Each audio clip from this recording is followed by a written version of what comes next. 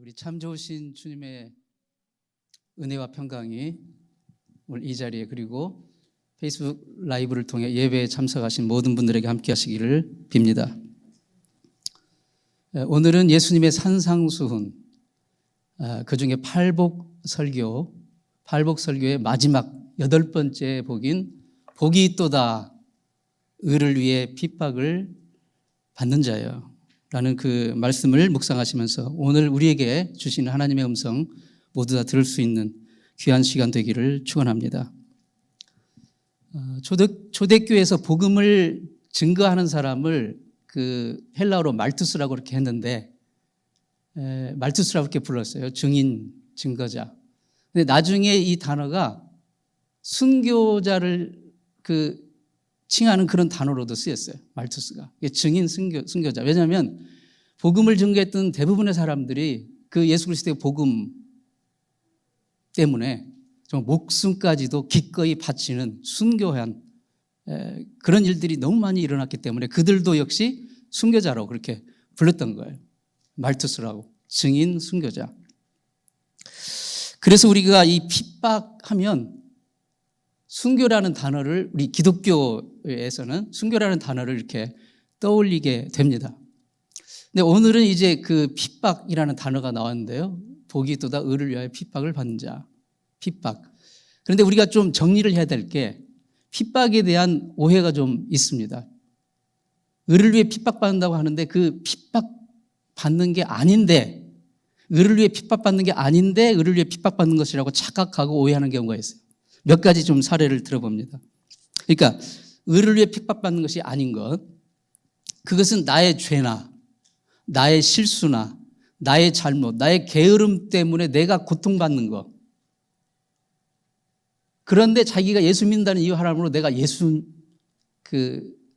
때문에 의를 위해서 핍박받는다고 이렇게 착각을 하는 거예요. 베드로전서 2장 20절 보면 죄가 있어 매를 맞고 참으면 무슨 칭찬이 있으리요. 그러니까 자기가 죄를 지어놓고 매를 맞았어요. 그러면 당연한 거죠. 이건 의를 위해 핍박받은 것이 아니에요. 그렇죠? 네. 자기가 잘못으로 응당 그 당연한 컨시퀀스를 받은 거예요. 어떤 학생이 교회를 열심히 다녀요. 근데 교회를 열심히 다니는데 공부를 게을리했어요. 그래가지고 성적이 떨어졌어요. 그러니까 부모님이 야단을 치죠. 당연히 성적 떨어지니까. 그때 나 예수님 때문에 핍박받았어. 예수 믿는 것 때문에. 교회 나온 것을 핑계로 학교 성적 떨어지는 것, 그것 때문에 야단 맞은 거를 의를 위해 핍박받았다고 생각하면 안 되는 거죠. 예. 교회 다니는 것이 성적 떨어지는 것의 핑계가 될 수가 없습니다. 학생은 교회 다니는 열심히 또 예를 들면 어리석고 몰상식한 전도 방법 때문에 비난을 받는 것을 의를 위해 핍박받는다고 생각하면 안 됩니다. 옛날에 실제 그런 일이 있었어요. 전도를 한답시고 절에 갔어요. 절에 가가지고 절 마당을 막 빙빙 돌면서 막 큰 소리로 찬송을 부르면서 예수 믿으라고. 그렇게 하니까 어떻게 되겠어요? 막 사회적인 지탄을 받는 거예요. 막 몰상식하다. 그러면서 막 비난을 해요. 그러니까 나 예수님 때문에 핍박받았다고. 나 의를 위해서 핍박받았다고. 여러분, 이것은 핍박받은 게 아니라 어리석은 겁니다. 몰지각한 거예요. 여러분, 입장을 한번 바꾸는 거 생각해 보세요. 지금 우리가 이렇게 하나님을 예배하며 찬양하며 예배를 드리고 있어요. 근데 갑자기 스님이 딱 목탁을 가지고 들어와요. 들어가지고 여기서 목탁을 치면서 연부를 낸다고 생각해 보세요. 그러면 그 사람을 보고, 야, 저분 참 포교 활동 열심히 하는구나. 정말 대단하구나. 이럴 거예요? 당장 쫓아내지 않겠습니까? 똑같은 거예요. 어리석고 몰지각한 열심을 믿음이라고 착각하면 안 되는 거예요. 그것을 우리가 해놓고 의를 위해 핍박받았다고 하면 안 되는 것입니다. 지금은 없어졌지만 오래전에 한국 교회들이 경쟁적으로 종탑에다가 실제 종은 안 달아놓고 확성기를 달았어요. 확성기를. 옛날 분들 기억하실 거예요. 확성기를 달아놓고 건물 안에서 거기 연결해가지고 녹음기로 음악을 틉니다. 또 무슨 내용을 틀어요. 확성기이기 때문에 막 낮이고 밤이고 새벽이고 트는 거예요.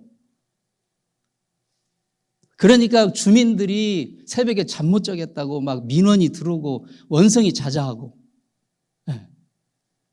진짜 종을 달아가지고 은은하게 치면 얼마나 듣기도 좋고 좋아요. 근데 그게 아니고 확성기를 달아놓고 기계음으로 막 낮이고 밤이고 새벽이고 틀으니까 어떻게 되겠어요? 사람들이 당연히 컴플레인 하죠. 네. 그래 놓고 교회가 의를 위해 핍박받았다고. 그건 어리석은 거고 몰상식한 것으로 한 것이고 비사회적인 거예요. 지금은 어떻게 했습니까?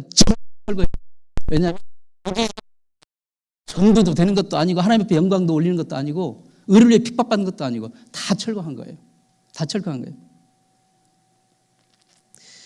예수님께서 제자들에게 전도하라고 보내실 때 이렇게 말씀하셨어요.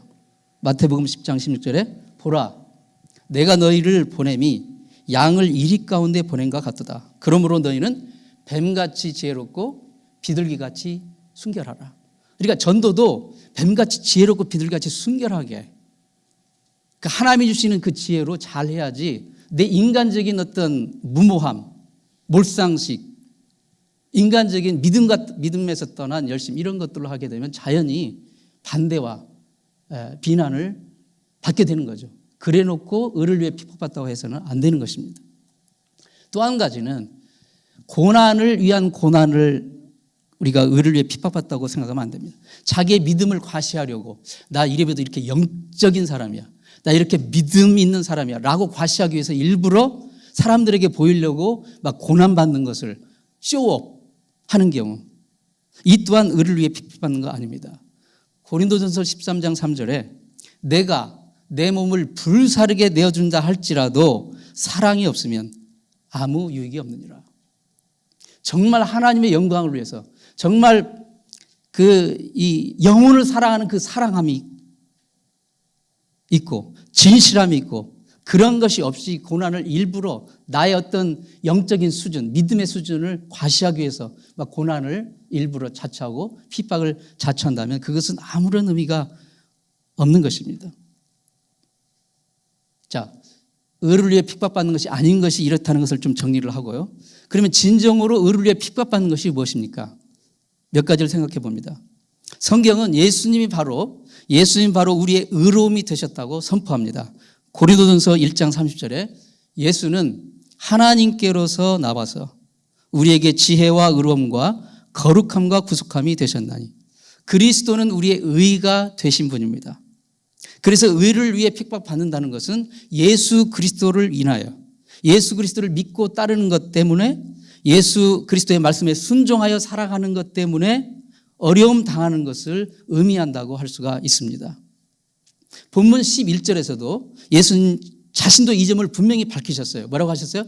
나로 말미암아 너희를 욕하고 박해하고 거짓으로 너희를 거스려 모든 악한 말을 할 때에는 너희에게 복이 있나니 그 바로 10절에서 의를 위하여 박해를 받는 자 복이 있다고 하시면서 바로 나로 말미암아 너희가 이런 고난을 받을 때 복이 있다. 그러니까 바로 그 의를 위하여 고난받는 것은 예수 그리스도를 인하여 예수 그리스도를 믿고 따르는 것을 인하여 예수 그리스도의 말씀에 순종하여 살아가는 것 때문에 받는 고난과 핍박을 받을 때 우리는 의를 위해 핍박한다고 말할 수가 있습니다. 또한 사도 바울도 디모데 후서 3장 12절에 무릇 그리스도 예수 안에서 경건하게 살고자 하는 자는 핍박을 받으리라. 즉 예수를 믿고 삶이 변화되고 정말 이제 정말 하나님께서 복 주신 그런 삶 예수 그리스도 안에서의 그 삶을 살아가려고 작정하고 정말 살다 보니 받는 어려움과 도전과 반대 부딪힐 때 바로 그런 때를 의미한다고 할 수가 있습니다. 사랑하는 성도 여러분, 성도가 진정으로 하나님의 말씀에 순종해서 살게 되면 그 삶은 어두운 세상을 비치는 빛입니다. 하나님의 말씀에 순종하며 살아가는 삶이 바로 이 어두운 세상을 비추는 빛이에요. 그래서 성도를 빛의 자녀라고 하는 거예요. 빛의 사람들이라고 하고요. 빛이 비추면 어두우면 그 정체를 드러내게 돼 있어요. 여러분 이 룸에서 전기불을 다 끄면 시커매가지고 뭐가 뭔지 분간이 안 되죠. 그러나 불을 켜면 정체를 다 드러내게 돼 있어요. 네, 정체를. 그래서 빛과 어둠 사이는 당연히 긴장이 존재합니다. 빛과 어둠 사이는. 어둠은 필사적으로 빛을 미워하고 빛을 저항하고 빛을 방해합니다. 왜요? 빛이 비치면 자기 정체가 드러나기 때문에. 성도가 진정으로 그리스도의 빛으로 살면 당연히 어두움의 저항을 받는 게 당연한 것입니다. 바로 이것이 의를 위해 핍박받는 것이라 할 수가 있습니다. 성경의 대표적인 사례를 좀 들어봅니다. 요셉. 애굽의 이 보디발 장군의 집에 노예로 팔려갔어요. 그런데 그 성경에 보면 요셉이 꽃미남이었던 것 같아요. 젊지만 꽃미남이었던 것 같아요. 그러니까 이 보디발의 아내가, 주인집 아주머니가 볼 때마다 요셉을 유혹합니다. 유혹해요. 그러나 요셉은 끝까지 거절합니다. 거절해요. 왜요? 자기를 믿어준 그 주인 보디발을 배신할 수 없어요. 그 주인 보디발은 자기가 비록 노예지만 집안의 모든 살림을 다 맡겼어요. 얼마나 요셉이 성실하고 진실하고 사람이 되었는지 그에게 다 맡겼어요.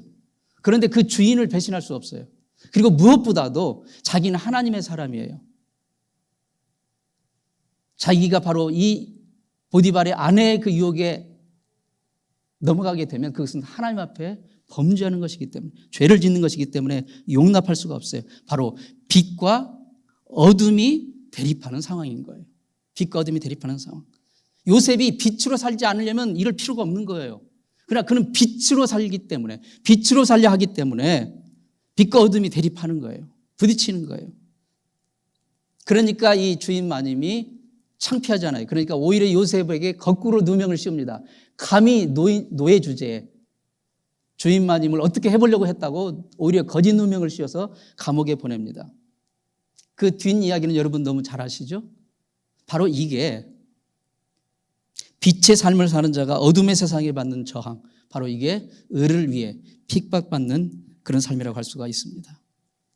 두 번째 대표적인 사례가 다니엘입니다. 구약의 다니엘. 바벨론 포로로 끌려갔어요. 역시 다니엘도 젊을 때 끌려갔는데요. 탁월한 인품과 그리고 실력, 무엇보다도 하나님에 대한 신실한 그 신앙의 영성이 탁월했어요. 그래서 비록 포로로 끌려갔으나 제국의 국무총리가 됐어요. 제1총리가 됐어요. 대단한 거죠. 네. 그러니까 수많은 정치적인 경쟁자들이 얼마나 시기 질투하겠어요. 끌려온 주제에, 포로 주제에, 이 나라의 왕 다음에, 최고 황제 다음에 그 자리를 차지했으니 얼마나 미움과 시기가 질투를 받겠어요. 말하자면 빛과 어둠이 대립하는 상황입니다. 이 역시 다니엘이 빛의 삶을 살지 않으면 그럴 필요가 없어요. 빛의 삶을 살기 때문에 당연히 이런 저항을 받는 겁니다. 다니엘은 날마다 3번씩 하루에 예루살렘, 즉 서쪽을 향해서, 그쪽은 바벨론 쪽이니까 예루살렘은 서쪽입니다. 서쪽을 향해서 창문을 열어놓고 하루에 3번씩 기도합니다. 하나님을 향해. 하나님에게 기도합니다. 정적들은 이 다니엘이 아무 책 잡을 것이 없으니까 결국 이거 하나, 창을 열고 매일 3번씩 기도하는데 그게 이제 교묘히 그들이 정치적인 그 수완을 써가지고 이제 다른 신에게, 왕이 아닌 다른 신에게 의탁하고 기도하고 예배하는 것을 금하는 명령을 내립니다. 그래서 결국 누명을 씌워서 사자굴에 던지죠. 유명한 다니엘의 사자굴 속에 있는 다니엘, 이 그림 있죠? 하나님이 사자들의 입을 막으시니까 다니엘은 묵상을 하고 있어요. 묵상을 하고 있어요. 이게 바로 의를 위해 핍박받는 모습입니다. 그 뒷이야기도 여러분 잘 아시죠?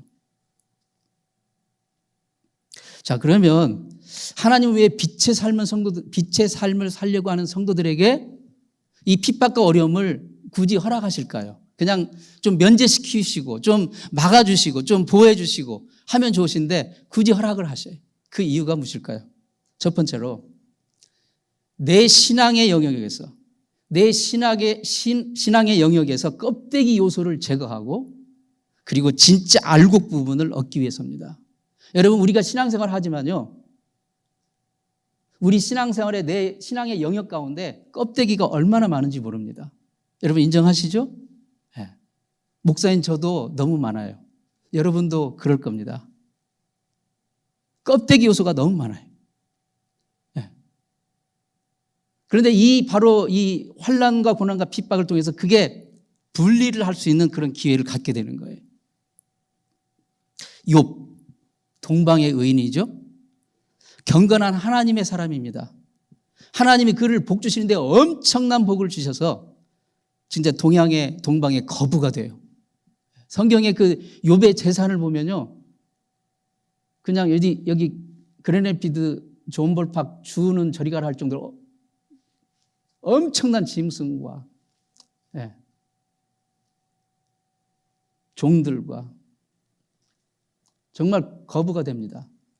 어느 날 사단이 하나님께 욥을 참수합니다. 하나님, 욥이 저렇게 하나님을 예배하고 하나님 앞에 충성하고 하나님을 섬기는 것은 그가 하나님께 복을 엄청나게 받았기 때문이에요. 많이 누리고 사니까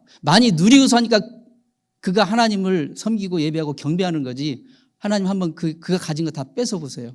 재산, 명예, 건강, 가정, 부 다 거두시면 그는 필시 하나님께 등 돌릴 겁니다. 바로 빛과 어둠이 대립하는 거예요. 빛과 어둠이 대립하는 거예요. 그런데 하나님은 마귀의 청을 허락하셔요. 마귀의 청을 허락하셔요. 무슨 쓸데없는 소리, 그리고 딱 거절하는 생각이 아니라 허락을 하셔요. 왜요? 진짜 믿음의 사람은 이러한 고난을 당해도 하나님께 결코 등 돌리지 않는다는 것을 분명하게 보여주시기 위해서, 욥을 통해서 보여주시기 위해서 욥의 시련당함을 허락하셨어요. 욥은 참담한 시련의 과정을 지나면서 끝까지 하나님만을 붙들었어요. 물론 욥도 사람이기 때문에 막 고난당하니까 너무 힘들고 그래서 하나님 빨리 저 데려가 주세요. 저 차라리 제가 안 났으면 좋겠습니다. 막 이런 불평할 수 했어요. 하지만 궁극적으로 그는 하나님 앞에 범죄하지 않았다고 욥기서는 말합니다. 하나님께 등 돌리지 않았어요. 왜냐하면 자기가 누리는 모든 것이 자기는 빈손으로 왔다는 것을 늘 잊지 않았거든요. 아무리 동방의 거부 욥이라 할지라도 자기가 지금 누리는 것은 자기에게서 온 게 아니라 다 주신 거잖아요. 받은 거예요. 누구한테 받은 거예요. 하나님께 받은 거라는 것을 기억하고 있기 때문에 설사 하나님께 다 가져가신다 할지라도 자기는 뭐예요? 궁극적으로 잃는 게 없는 거예요.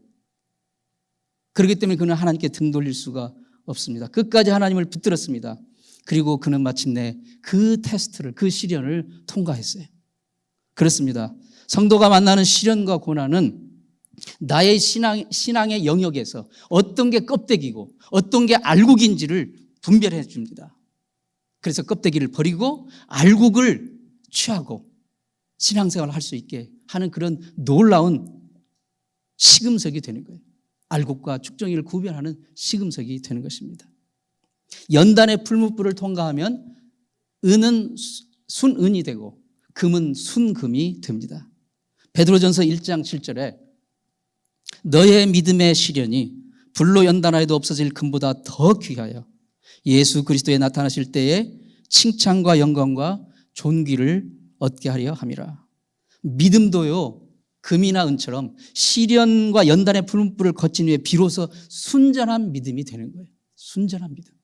네, 순전한 믿음. 서양 속담에 흐르는 시냇물 있죠. 흐르는 시냇물. 흐르는 시냇물 바닥에서 돌들을 다 치워버리면 시냇물은 노래를 잃어버린다.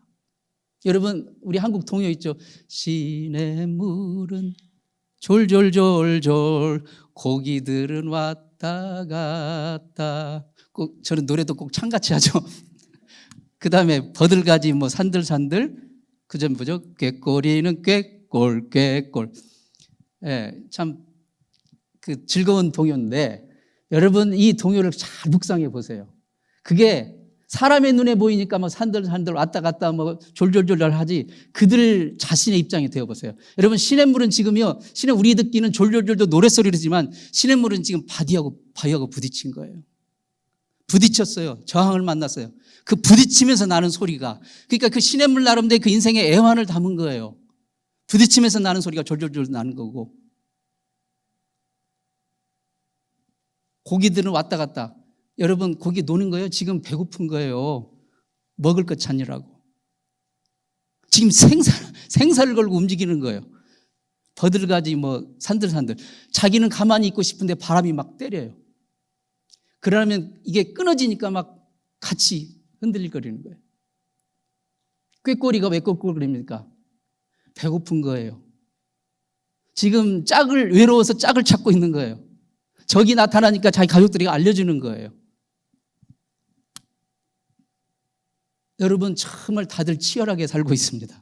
어려움과 고난을 맞서서 싸우고 있습니다. 그것이 어우러지면 이런 합창이 될 수 있지만 여러분, 궁극적으로 우리 사람도 인생도 그겁니다. 네. 우리 인생도 그거예요. 그리고 우리의 믿음 생활도 그거예요. 그래서 17세기 영국 청교도 설교가 토마스 왓슨, 지난번에도 한번 말씀드렸죠. 토마스 왓슨은 껍데기 크리스찬은 예수님을 따라 감람산까지만 갈 수 있지만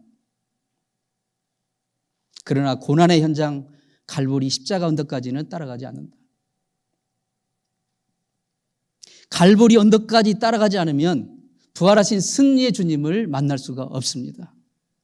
사랑하는 성도 여러분, 저와 여러분은 감람산까지만 따라가는 신자입니까? 아니면 갈보리 언덕을 넘어 부활하신 우리 승리의 주님을 맞이하는 그런 신자입니까? 두 번째로 왜 하나님이 우리에게 굳이 이 고난과 핍박과 연단의 그 과정을 허락하시는가? 그 바로 의를 위해 핍박받는 것은 주님의 임재를 체험하는 통로가 되기 때문입니다. 아까 다니엘 얘기 들었지만 다니엘의 세 친구도 또한 대단한 사람들이에요. 다니엘의 세 친구 사드락, 메삭, 아벳느고, 그들이 느부갓네살 왕의 금신상을 세웠는데, 두라 평지에 큰 신상을 세웠는데 거기에 다들 절하라는 거예요. 그게 우상 숭배잖아요. 그것을 거절했어요. 할 수 없어요. 하나님의 사람이기 때문에. 불복합니다. 그러자 그들은 어떻게 돼요? 풀무불에 던져집니다. 근데 분명히 사드락, 메삭, 아벳느고 세 사람을 던졌는데 밖에서 사람들이 보니까 네 사람이 보이는 거예요. 네 사람. 지금 여러분 그림에도 보이시죠? 네. 이 네 사람이 다니고 있는 거야. 하나도 타지 않고. 세 사람을 던졌는데 네 사람이 보여요. 그래서 이 성경학자들, 신학자들은 모두 다수 의견이 바로 구약에 미리 현현하신 예수님으로 보는 그런 견해가 지배적입니다. 미리 현현하신 예수님. 지금 사드락, 메삭, 아벳느고는 지금 빛과 어둠의 대결에서 극한 고통과 고난과 죽음의 위협의 상황에 지금 던져졌어요. 그렇죠? 네. 그러니까 의를 위해 핍박받는 바로 그 고난의 현장에 바로 예수님이 오신 것입니다. 예수님이 함께 하신 거예요. 예수님이 그들과 함께 해주시기 위해서 오셨습니다. 주님의 임재를 체험하는 통로, 주님이 함께 해주심을 체험하는 통로. 바울과 실라가 복음을 전하다 빌립보 감옥에 투옥이 되었어요. 네. 얼마나 고난의 현장입니까? 네. 뭐 풀려난다는 보장이 없어요. 그러나 그들은 감옥에서도 찬양하고 기도합니다. 그때 주님이 천사를 통해 그들에게 찾아오셨어요. 주님의 임재를 그들을 경험합니다. 그래서 그들과 함께 해주시고 그리고 옥터를 흔드시고 옥문을 열어 제쳐 주신 것입니다. 영국 역사상 가장 위대한 설교가 중 한 사람으로 불리는 찰스 스펄전. 물론 그 논쟁의 여지가 있지만 어쨌든 그 찰스 스펄전 목사님이 정말 이 고된 그 사역, 얼마나 그때 당시 그 옛날인데 엄청나게 큰 교회를 하셨거든요. 엄청난 부흥 집회도 많이 하시고 그러니까 정말 매일매일 얼마나 힘드시겠어요. 네. 그래서 그 역사 기록에 의하면 그분이 우울증을 앓았대요. 실제로 우울증. 그 위대한 설교가도 우울증을 앓으신 거예요. 그래서 이 화가가 그분 초상화를 이제 그리려고 어포인트를 해서 이렇게 그리려고 하는데 제게 초상화는 가슴 위를 그리잖아요. 근데 가슴이나 어깨까지는 이렇게 쉽게 그렸는데 얼굴을 그릴 때마다 매일 모양이 바뀌는 거예요. 왜냐하면 우울증 때문에 고민하고 막 고통스러운 것이 보이니까 이게 바뀌어요, 표정이. 그러니까 막 이 화가가 굉장히 하드타임을 했대요. 굉장히 어려웠대요. 그분의 그 얼굴 부분을 그릴 때. 얼마나 이분이 고통스러웠습니다. 여러분 막 기도 열심히 하고 막 말씀의 종이고 능력의 종인 그런 분이라 할지라도 여러분 그 우울증이라는 이 고난을 계속 겪으셨어요. 계속 겪으셨어요. 그래서 그분의 그 일기, 그분의 이 고백 한 것을 보면 자기가 그 아픈 것 때문에 얼마나 정말 고통하고 하나님 앞에 정말 탄원하고 괴로워하는 그런 글을 많이 썼어요. 어떤 분이 목사님에게 물어요. 목사님, 저도 우울증을 앓는데 제가 좀 믿음이 약해서 그런가요? 제가 정말 하나님 앞에 뭔가 잘못한 것이 있으신가요? 제가 하나님이 혹시 나를 좀 버리신 거 아닌가요? 여러분, 그렇지가 않습니다. 당신이 아픈 것은 믿음이 부족해서야, 당신이 아픈 것은 기도가 부족해서야, 그렇게 말하면 안 됩니다. 그것은 굉장히 위험한 생각이에요. 여러분, 아무리 현대의학이 발달했다고 하지만 이 두통의 근본적인 원인을 아직 모른대요. 그냥 그 두통의 증상을 수만 가지로 이렇게 표현하지만 근본적으로 두통이 어디서 있는지 모른다는 겁니다. 근데 하물며 우리가 어떻게, 감히 누가 아플 때 그게 너 믿음이 부족해서요, 당신. 다 기도를 좀 더 해. 이렇게 말해서는 안 됩니다. 그러나 이러한 고난과 아픔, 역경 가운데서도 한 가지 분명한 것이 있는데요. 바로 주님의 임재를 경험할 수 있다는 것입니다. 주님의 함께해 주심을 경험할 수 있어요. 사도 바울은 평생 육체의 가시로 고통을 당했습니다. 학자들은 그가 안질이라고 이렇게 보기도 하는데요. 어쨌든 그 육체의 가시의 정체를 모르지만 그 고통과 그 아픔을 겪었지만 고린도후서 12장에서 사도 바울은 이렇게 고백합니다. 내가 약할 때 오히려 강하다. 내가 약할 때 오히려 강합니다. 왜냐하면 그때일수록 내가 더 주님을 의지하게 되니까. 그래서 주님의 능력이 내 약한 가운데서 오히려 주님의 능력이 더 나타나게 되니까. 그렇게 고백했어요. 아까 그 스펄전 목사님도 이렇게 고백했어요. 주님, 내가 정말 많이 아픕니다. 그런데 주님은 내 이 아픔보다 나에게 더 가까이 계십니다. 사랑하는 성도 여러분, 여러분 인생에 웃고 기쁘고 즐거울 때도 주님은 여러분과 함께 하시지만 정말 여러분이 아파하실 때, 여러분이 고통 중에 있을 때 주님은 바로 여러분과 함께 하심을 믿을 수 있기를 바랍니다. 하나님의 임재를 경험할 수 있기를 바랍니다. 이게 바로 고난을 통과하는 성도의 고백입니다. 그래서 핍박을 대하는 성도의 자세가 이겁니다. 핍박과 고난 당할 때 우리가 어떤 자세를 가져야 됩니까? 불평합니까? 탄식합니까? 에이, 괜히 믿었어. 후회합니까? 아닙니다. 주님이 말씀하십니다. 오늘 본문 12절에 기뻐하고 즐거워하라. 하늘에서 너희 상이 큼이라. 너희 전에 있던 선지자들을 이같이 핍박하였느니라.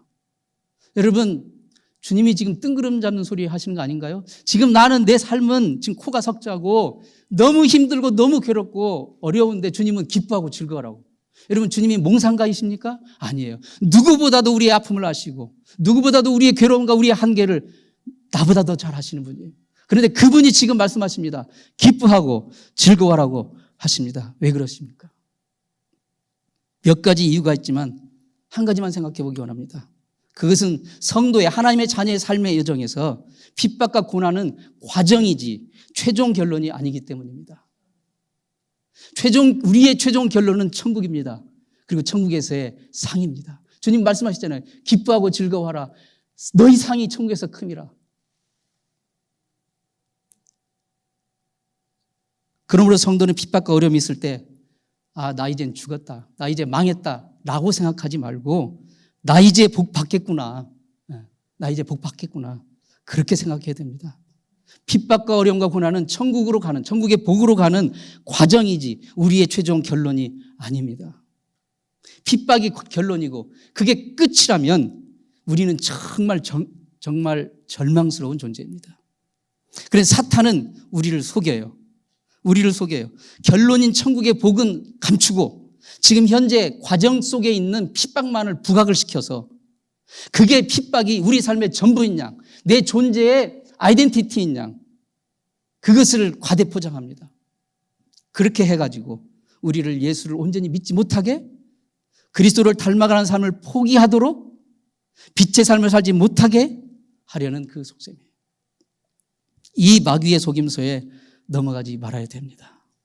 핍박은 과정이지 결론이 아니고 결과가 아닙니다. 우리의 결과는 천국의 복이고 천국에서의 상입니다.